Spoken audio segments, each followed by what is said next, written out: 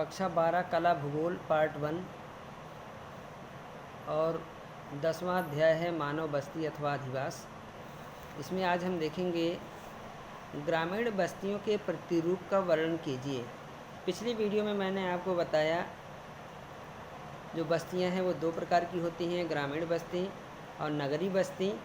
इसके अलावा मैंने एक सवाल का और जिक्र किया था, जो विकसित विकासशील देश हैं, विकासशील देशों में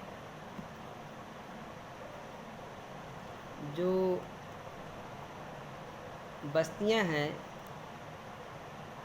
नगरीय जो बस्तियां हैं, उनकी क्या समस्याएं हैं, उसका भी मैंने आप पिछले जो वीडियो उसमें जिक्र किया था। तो आज हम देखेंगे ग्रामीण बस्तियों के प्रतिरूप किसे कहते हैं और इसके प्रतिरूप कौन कौन से होते हैं, इस चीज़ की हम आज जो है यहाँ पर विवेचना करेंगे। तो आइए सबसे पहले देखते हैं ग्रामीण बस्तियों के प्रतिरूप। Pattern of rural settlement.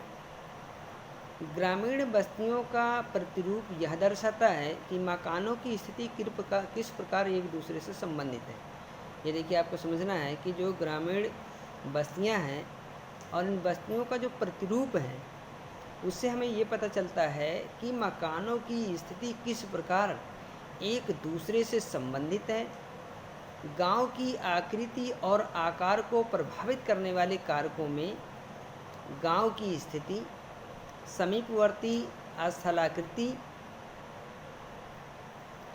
एवं क्षेत्र का भूभाग प्रमुख स्थान रखते हैं।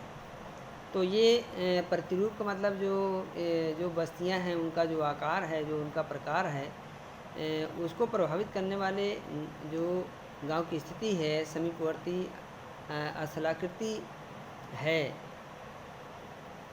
उसके जो भूभाग हैं उनकी ही मेन भूमिका होती है। और ये जो प्रतिरूप है, मकानों की स्थिति जो होती है वो किस तरह से एक दूसरे से भिन्न होती है।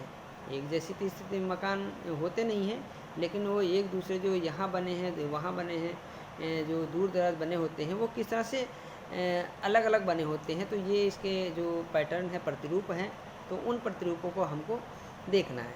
तो आइए इसमें देखते हैं।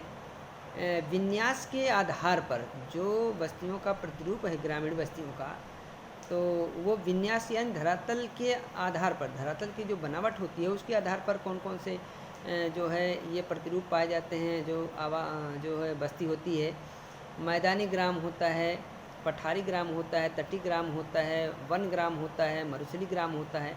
तो ये विन्यास यानी धरातल की बनावट के आधार पर जो बस्तियां होती हैं, उनके जो आकार प्रकार होते हैं, वो धरातल की बनावट के आधार पर डिवाइड होते हैं। दूसरा हमारा है कार्य के आधार पर। कार्य के आधार पर जो बस्ती होती है वो कृषि ग्राम है, मछुआरों का ग्राम है, लकड़हारों का ग्राम है, जो पशु चारक हैं उनका ग्राम है। तो इस नाम से भी उन्हें पुकारा जाता है। और तीसरा हमारा इसमें जो है बस्तियों के आधार पर, जो बस्तियां होती हैं उनके आधार पर ये कौन कौन से इसमें होती हैं, प्रतिरूप होते हैं। बस ग्रामीण बस्तियों के प्रतिरूप उनकी आकृति, पर्यावरण तथा संस्कृति के द्वारा निर्धारित होते हैं। इन बस्तियों के मुख्य जो प्रतिरूप हैं, कई प्रकार की ज्यामितिक आकृति होती है। जो बस्तियों के आधार पर हमारा ग्रामीण बस्तियों का प्रतिरूप है, वो ज्यामितिक आकृति की होती है। तो हमें ख़ास तौर से जो पढ़ना है पैटर्न, वो बस्तियों के आधार पे ही पढ़ना है। तो बस्तियों के आधार पर जो हमारे पैटर्न होते हैं, ग्रामीण बस्तियों के प्रतिरूप होते हैं, आज हम उसको देखेंगे। तो यहाँ पर आप फिगर दी हुई है, फिगर में आप देख लीजिए। पहला इसमें है हमारा रेखीय प्रतिरूप।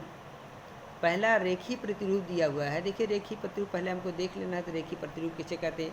रेखीय प्रतिरूप का मतलब एक रेखा में ये मकान जो अधिवास बने होते हैं, तो इसलिए इन्हें रेखीय प्रतिरूप कहा जाता है। जो रेखीय प्रतिरूप होता है, यह जो है सड़क के किनारे, रेलवे लाइन के किनारे, नहरों के किनारे, नदियों के किनारे किनारे इस प्रकार जो इनके किनारे किनारे बस्ती विकसित हो जाती है। तो ये एक रेखा की एक लाइन में, एक रेखा में ये होते हैं, तो इसीलिए इन्हें रेखीय प्रतिरूप कहा जाता है। तो एक रेखा की तरह होती हैं, एक रेखा के सहारे सहारे लाइन में होती है, तो इसलिए इन्हें रेखीय प्रतिरूप कहा जाता है। इसमें पैटर्न दिया हुआ, पहला दिया हुआ है। दूसरा हमारा है चौक पट्टी प्रतिरूप।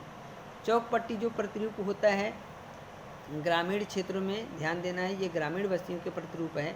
तो ग्रामीण बस्तियों में जो हमारा चौकपट्टी प्रतिरूप है, चौकपट्टी प्रतिरूप का मतलब ये हो गया कि जहाँ पर दो सड़कें आपस में आके जो है समकोण में काटती हैं, तो वहाँ उसके किनारे किनारे, उस चौराहे के किनारे किनारे जो रास्ता होता है उसके किनारे किनारे मकान बन जाते हैं। तो जो है उनकी जो आकृति होती है वो सड़क के चौक के कारण ही चारों तरफ विकसित हो जाती है रास्ते पर, तो इसलिए उसको चौक पट्टी कहा जाता है।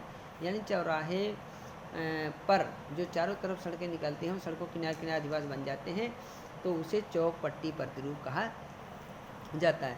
तीसरा हमारा तारे के आकार का प्रतिरूप। तारे के आकार का भी प्रतिरूप जो है, जब एक बिंदु पर यानी एक जगह पर चारों तरफ से सड़कें आकर मिलती हैं, बहुत सारी सड़कें, जैसे 4 सड़कें मिल जाती हैं तो हम चौराहा कहते हैं। 2 सड़कें जब आपस में मिल जाती हैं, क्रॉस करती हैं, चौराहा कहते हैं। अब जो है उसी तरह से एक जगह पर जब बहुत सारी चारों तरफ से सड़कें आकर मिल जाती हैं, तो वो आकृति तारे की तरह बन जाती है, स्टार की तरह बन जाती है। यानी एक मेन जो है जो होता है जगह होती है, और उस जगह पे आके क्या होता है, सड़क जो है वहाँ से तीर की तरह जो होता है, स्टार की तरह चारों तरफ निकल जाती है, चारों तरफ से आके एक ही जगह केंद्रित जो है कृत हो जाती हैं, तो वो स्टार की आकृति बन जाती है, तारे की आकृति बन जाती है। तो उसके उन सड़कों के किनारे किनारे जो मकान बन जाते हैं, तो वो जो है ऐसे मकान को तारा प्रतिरूप कहा जाता है। फिर इसके बाद नेक्स्ट हमारा है टी आकार का प्रतिरूप। टी आकार का प्रतिरूप मतलब जो कोई अगर सड़क है, उस सड़क पे उस सड़क पर दूसरी सड़क आकर समकोण में अगर बिल्कुल काटती है, तो वहाँ आकार जो है टी, अंग्रेजी के टी अक्षर की भांति बन जाता है, तो वो हमारा क्या हो जाता है, टी आकार का प्रतिरूप बन जाता है। तो उसके किनारे किनारे जो मकान बने होते हैं वो टी आकार के प्रतिरूप होते हैं।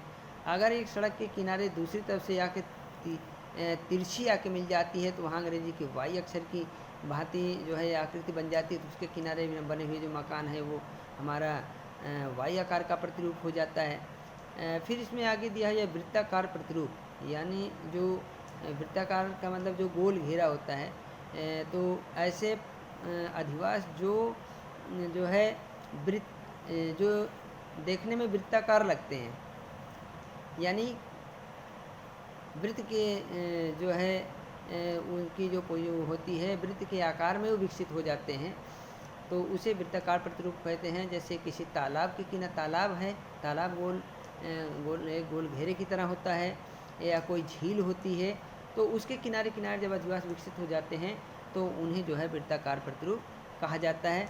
फिर इसके बाद आप देखिए नेक्स्ट और है इसमें दोहरा प्रतिरूप। दोहरा जो प्रतिरूप होता है वो क्या होता है, जैसे कोई नदी है या कोई बड़ी नहर है वो, और उसमें जो पुल होता है, तो पुल के सहारे सहारे वो दोनों तरफ जो है क्या हो जाते हैं, अधिवास मकान विकसित हो जाते हैं, तो ऐसे मकान को जो है दोहरा प्रतिरूप कहा जाता है। तो ग्रामीण बस्तियों में कुछ ये जो है ग्रामीण बस्तियों का प्रतिरूप था। तो इसमें बस्तियों के आधार पर कितने प्रकार के प्रतिरूप होते हैं वो मैंने आपको भली भांति बता दिया है, और मुझे पूरी उम्मीद है कि आपको निश्चित रूप से समझ में आ गया होगा, और इसके आगे का जो सवाल है उसको आपको नेक्स्ट वीडियो में बताई जाएगी। Thank you.